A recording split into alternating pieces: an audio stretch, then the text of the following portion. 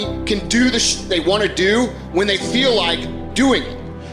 Anybody can go to the gym when they feel like going to the gym. Anybody could show up to work and give 100% when they're in the mood to do so. But what makes successful people successful is what they do when they don't feel like it. I see people writing on my page, oh, Andy, I'm motivated. Oh, I listen to your videos and I get hyped. That's great, and I'm glad that I can get you hyped for 5 minutes. But what do you do after the 5 minutes is over? What do you do after you walk out of the seminar that you paid $1,000 to go to? What do you do when you wake up the next day? What do you do when you have to either do what it is you know you're supposed to do without somebody there to supervise you, or you get to take the play off because no one's gonna know the difference? Those are the things that make up success. That's discipline. The practicing, the developing the discipline that when applied consistently can get you to the next level. If you look at the true warriors of humanity, you look at the true empire builders, you look at the true titans who are constructing a better world, they're less about pleasure seeking because they understand that if you want to have a great life, a soaring life, look at what most people do and do the opposite. Growth comes through discomfort. You look at a great athlete, it's the way they show up in the championship game is simply how they showed up in the lonely light of the early hours at practice. To have the results only 5% of the population have, you've got to be willing to do the things that only 5% of the population are willing to do. Stop going about the day as a servant. Become the master. Run your day and stop having it run you. Believe in yourself. You got one of 100 that has a belief instead of just jaw jet talk of intent. Huge differential there. Differential is somebody just believing life, and the other one taking the most of the opportunity time of life. Remembrance, otherwise forgotten. You have no business being average, but now you justify it. You come up with these great reasons why you can't get up at 5. You have these great reasons of why you have to do everything, why you don't execute, why you don't finish, why you don't follow through, why you say you'll exercise and you do it for about 10 days and you quit. You've got an excuse for why you're average. I guarantee you, if you were humble enough, if you were hungry enough, if you really wanted what you said, you'd sit down and you'd study what you do and you'd say, I can do this better. But I have not exhausted all my time. I have not exhausted all my resources. There's something missing. You're not where you're supposed to be. It's not going to take a lot, but it's a small gap. And the gap is called execution. If you want to execute just a little bit more, you'll be on a whole level. And I'm telling you, you're not where you want to be financially. You are not the person you want to be. And you have not given yourself enough credit to say, I just need to get up a half hour earlier, and my whole life will change. I just need to get up 1 hour earlier. I just need to work 1 hour longer. Doing things that matter take time. Doing things that are great take time. Doing things that are going to get you paid take time. You can't get around it. You can't outwork time. You can't change it. You can't do anything about it. It's just going to take time. And if you can understand aggressive patience, you can put it into play in your life, you can not only achieve everything you want to achieve, but you can do so with a sense of calm, with a sense of confidence, with a sense of certainty that your life is going to turn out the way that you want it to. It takes faith. You have to trust that things are going to happen.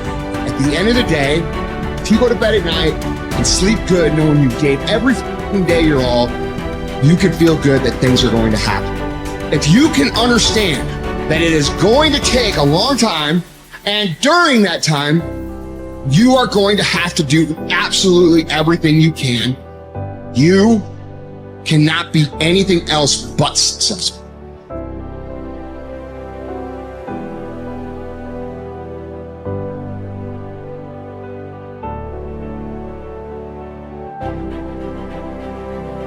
You need structure, you need predictability, and you need more of it than you think, just to keep you sane.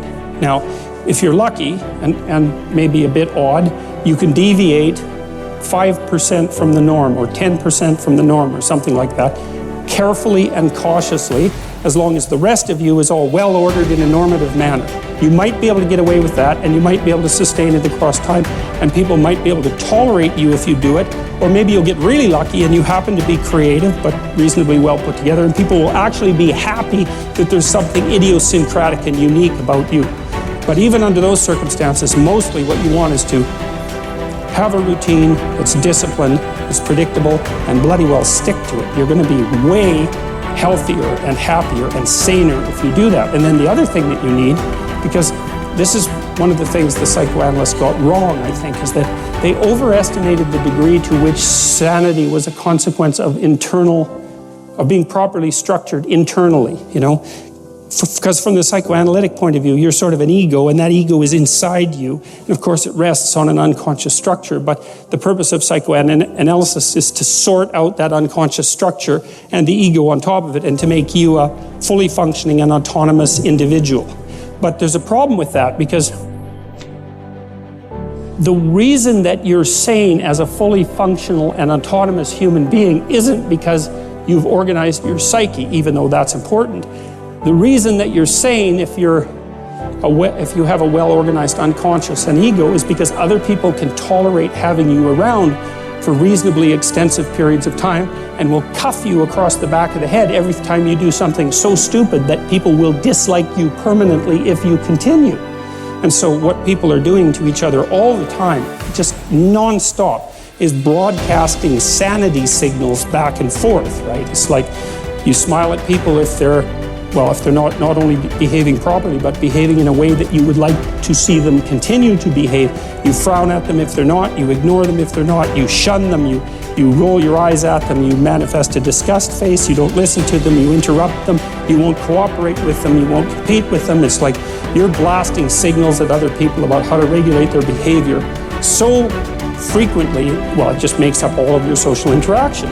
That's why we face each other, and we have emotional displays on our face, and we're looking at each other's eyes, and we know as much as we can about what's going on with each other, given that we don't have immediate access to the contents of their consciousness. And so partly what you're doing with your routine is establishing yourself as a credible, reliable, trustworthy, potentially interesting human being who isn't going to do anything too erratic at any moment. And everyone else is around there tapping you into shape, making sure that that's exactly what you are. And that's how you stay sane. And so what happens to people too, if they don't have a routine and they get isolated, is they start to drift. And they drift badly because the world is too complicated for you to keep it organized all by yourself. You just cannot do it. So we outsource the problem of sanity. And it's very intelligent that we outsource the problem of sanity, because sanity is an impossibly complex problem. And so the way that we manage the incredibly complex problem is we have a very large number of brains working simultaneously on the problem all the time. It's like a stock market for sanity. And it's partly, and I use that definition with purpose, because the stock market does the same kind of impossible thing, right? Because it tries to price things, which is impossible. How many things are there? Like 1 billion. How in the world do you decide what the price is? You can't decide what the price is. That's why you have a stock market. In a free market, I mean, for consumer goods, is everyone's voting on what the price of everything is all the time. And that's the way we figured out, because it's technically impossible. Understand. Your mind is weaker than your emotions, but you become aware of this weakness only in moments of adversity. Precisely the time when you need strength. What best equips you to cope with the heat of battle is neither more knowledge nor more intellect. What makes your mind stronger and more able to control your emotions is internal discipline and toughness. No one can teach you this skill. You cannot learn it by reading about it. Like any discipline, it can come only through practice, experience, even a little suffering. An active life serves the purpose of giving man the opportunity to realize values in creative work, while a passive life of enjoyment affords him the opportunity to obtain fulfillment in experiencing beauty, art, or nature. But there is also purpose in that life which is almost barren of both creation and enjoyment, and which admits of but one possibility of high moral behavior, namely in man's attitude to his existence, an existence restricted by external forces. A creative life and a life of enjoyment are banned to him. But not only creativeness and enjoyment are meaningful. If there is a meaning in life at all, then there must be a meaning in suffering. Suffering is an ineradicable part of life, even as fate and death. Without suffering and death, human life cannot be complete. As his mind becomes purer and his emotions come under control, his thoughts become clearer and his instincts truer. As he learns to live more and more in harmony with his higher self, his body's natural intuition becomes active of itself. The result is that false desires and unnatural instincts, which have been imposed upon it by others or by himself, will become weaker and fall away entirely in time. This may happen without any attempt to undergo an elaborate system of self-discipline on his part.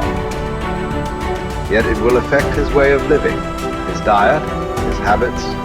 False cravings, like the craving for smoking tobacco, will vanish of their own accord. False appetites, like the appetite for alcoholic liquor or flesh food, will likewise vanish. But the more deep-seated the desire, the longer it will take to uproot it, except in the case of some who will hear and answer a heroic call for an abrupt change. Persistence and variety. These are the two primary ways to develop great ideas or to solve important problems. Keep leaning your head against a topic for a long time. Certainly for weeks, possibly for years. And along the way, try many lines of attack. Continue to generate options, explore paths, and propose silly ideas. Copy and paste concepts from widely different disciplines and see if it gets you anywhere. All the while, continue to refine the best solution you've found thus far. What looks like genius may simply be the byproduct of persistence and variety. The tendency to avoid challenges is so omnipresent in human beings that it can properly be considered a characteristic of human nature. But calling it natural does not mean it is essential or beneficial or unchangeable behavior. It is also natural to defecate in our pants and never brush our teeth. Yet we teach ourselves to do the unnatural until the unnatural becomes itself second nature. Indeed, all self-discipline might be defined as teaching ourselves to do the unnatural. Another characteristic of human nature, perhaps the one that makes us most human, is our capacity to do the unnatural, to transcend and hence transform our own nature